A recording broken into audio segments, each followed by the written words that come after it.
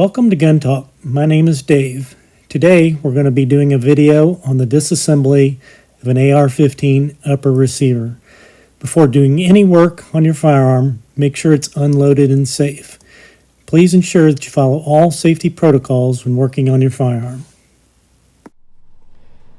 This is the second of a two-part video series. In the first video, we disassembled the lower receiver of an AR15 rifle. In this video, we're going to disassemble the upper receiver. Let's begin by removing our bolt carrier and our charging handle. We'll take the bolt carrier apart later in this video.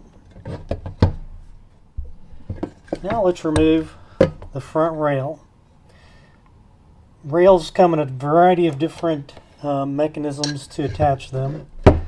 This one simply has a set screw to hold it once it's finally attached, and then these two screws. It's not a very good rail system, but it's the one we have to work with here.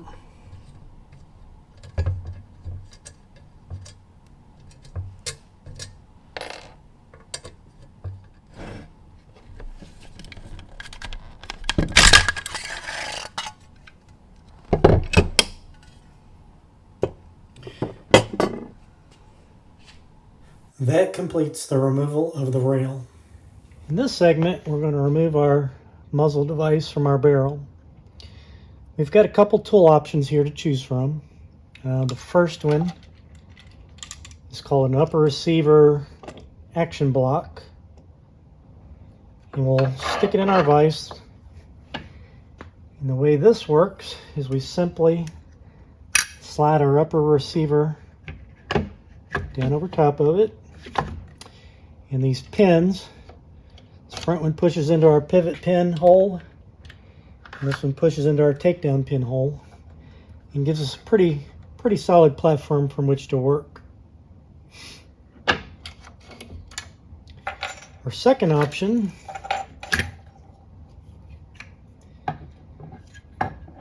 is called well, it depends on who you buy it from.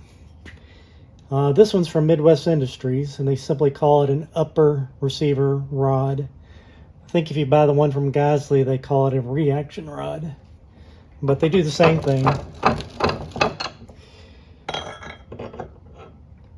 Mount it up on our vise. Let me make sure I've got the right camera angle here.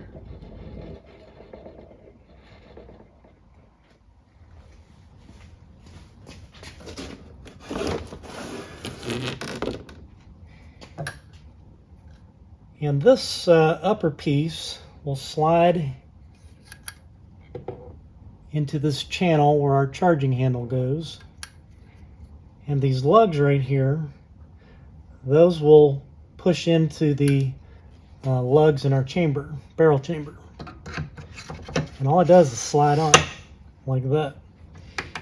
And this provides an incredibly strong platform for which to work on our barrel nut, or our muzzle device. Those take quite a bit of torque, and this device keeps this metal, the softer aluminum, from bending or deforming in any way.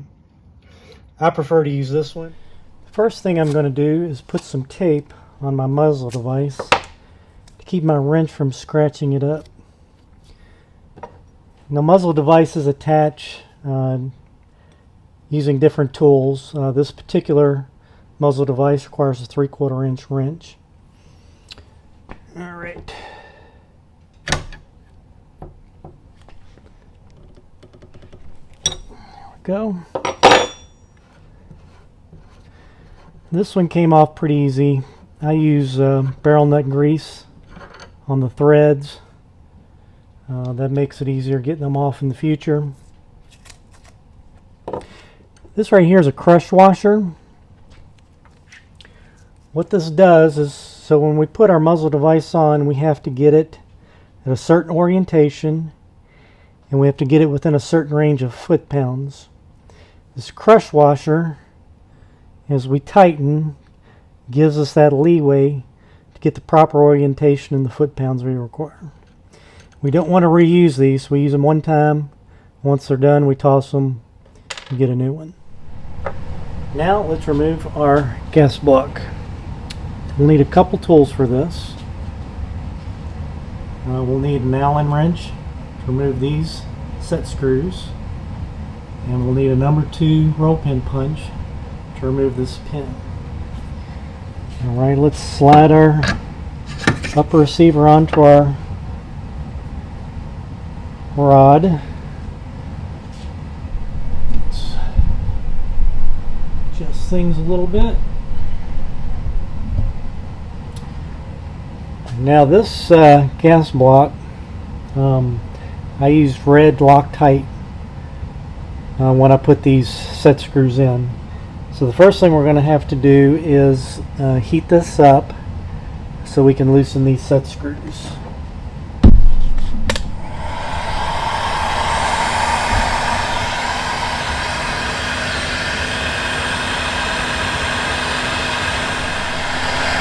Okay, I've heated the gas block up for about a minute, and that should be sufficient to get these set screws out.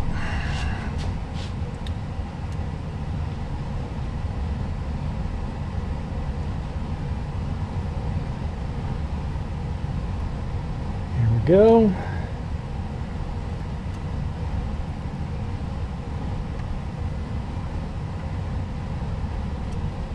All right.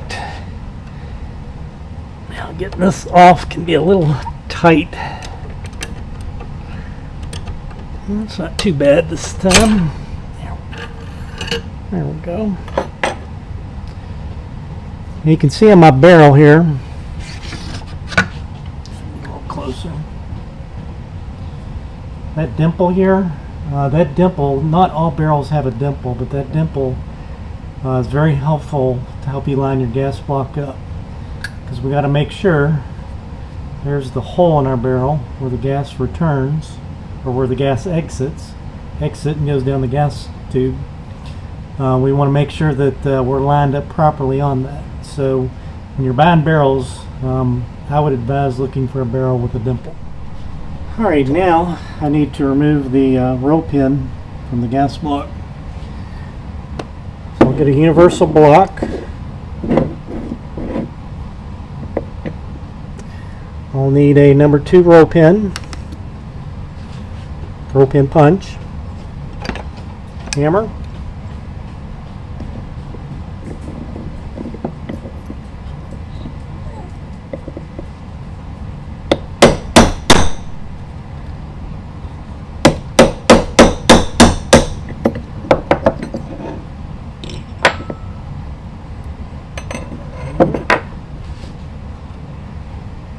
there's our roll pin. And the last step would be to remove your gas tube from your gas block. These things get stuck in there pretty well, the carbon buildup and so forth. So I'm not going to do that on this video because it's going to take a while, but that would be your final step on this process if you want to remove the gas tube from the gas block itself. Now it's time to remove our barrel. Slide it up on a rod. Now your rails typically come with a barrel nut and a tool for attaching it. This is going to be different for every rail system you put on, what kind of tool you're going to need. So if you don't have it, you're going to have to, figure out from the manufacturer what tool to get.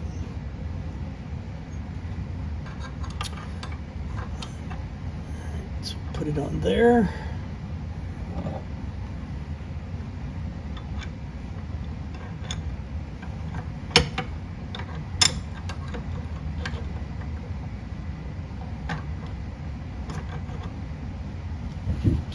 Alright, and this is where the upper rod really pays off because it takes a lot of torque getting these on and off. And you don't want to bend your upper. Go. And now it should just screw off.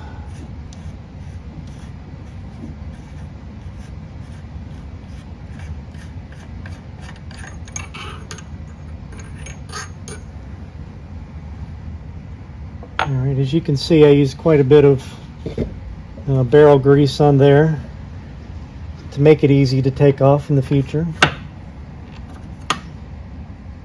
And it just slides right off. As you can see, you have a little bump there. It kind of fits in this groove of your upper here, so when you're putting your barrel on, that's going to line up into that slot. And that's all it takes to remove your barrel. Removal of the dust cover is extremely easy when we don't have our barrel and our rails attached. So here's our dust cover pin, our dust cover spring, and notice the orientation of the legs of the spring. The long leg is against the door, the short leg is against the frame of our receiver. And over here, I'm going to push this pin just a little bit. We have a C-clip right there. Let me see if I can zoom in maybe a little tighter on that.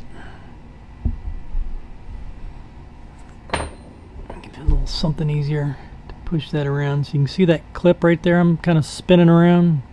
There's a little channel on that pin where it's setting. It's got two legs and a little opening right there. So what this does, so if obviously, like I said, without the barrel and the rails, all I have to do is pull this pin out to remove the dust cover. If the barrel's attached and the rail's attached, then I have to push the pin to the left, and to do that I would have to remove that C-clip. But since we've taken it apart in an orderly fashion and we don't have a barrel or a rail, all I have to do at this point is to grab the pin and pull it up. Let's zoom back out a little bit. So there's our door, our spring, our rod, or our pin, I'm sorry, dust cover pin. And as you can see, that little C-clip on it right there. And that concludes the disassembly of our dust cover. The final component to remove from our upper receiver is our forward assist assembly. Really all we have to do is knock out this roll pin right here. As you can see, it's spring loaded, so when we push that pin out, we're going to take some tension off that spring to remove the roll pin. So I'm going to need a number 3 punch, roll pin punch, hammer, and I think I may use this block to kind of stabilize things a little bit. So I'm probably going to end up covering much of this. But essentially I'm going to take a finger, I'm going to take pressure off of the spring, and then hammer this roll pin out. Alright, so I've taken tension off.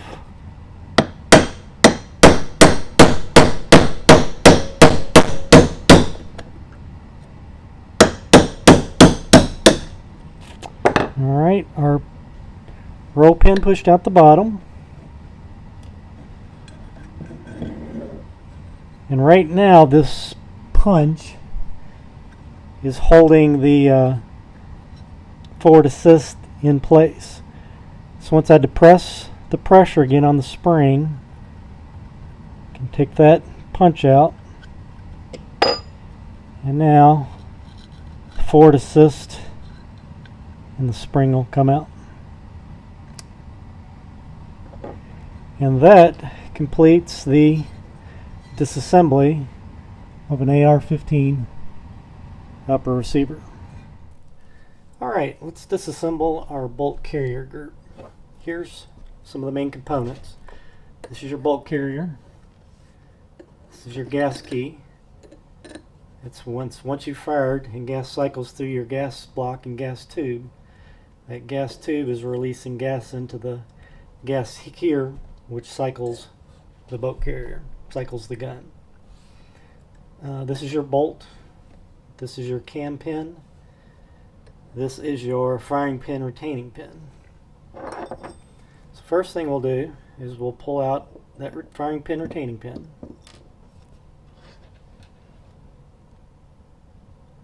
There. Then we can just shake out our firing pin. It's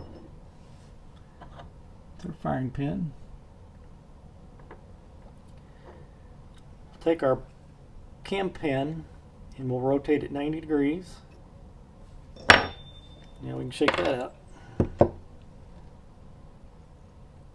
There's our cam pin. And lastly, we'll pull out the bolt. There's our bolt. Next, we'll take our bolt apart. There's only 2 row pins that hold it together. We have this row pin here, which holds our extractor in place, and we have this row pin here, which holds our ejector. So this first part, the extractor, that's what grabs onto the edge of your casing of your bullet and pulls it out of the chamber, and the ejector is what kicks the casing out of the gun. Alright, so let's take our extractor out first. I'm just going to use a number 1 row pinch. It's a 1/16 inch. I'll probably go the bigger one, but this should suffice. Let's put it up over this hole here.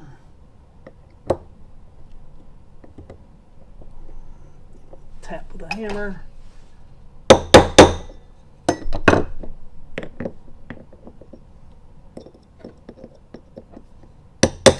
There we go. So there's our extractor roll pin. Here's our extractor. Let's see, that's that edge there that grabs onto the casing of the bullet. And then there's our extractor spring. And not all, I've not seen this on every bolt carrier, but this one has a little rubber gasket around it, around the spring as well. Now we'll hammer out our ejector. Now that's under spring tension. We've got a spring behind that. As you can see, I can depress it with my thumb. Alright, we'll knock that one out. Also with a number 1 punch. These tend to be in there pretty tight. Alright, there's our ejector row pin. Now I've got, since I have this row pin pushed in here, I've got to be careful, so I'm going to put my finger over the ejector, and when I pull that out, that spring could shoot that part off on us, so we don't want that happening. So I'll just put my thumb over it, pull the punch out, and there's our plunger. Alright, and there's our ejector spring. And that completes the disassembly of the bolt carrier group. If you've enjoyed this video, please leave your comments. I'd love it if you'd subscribe to our channel. We have more videos to come. But I appreciate everybody watching. Thank you.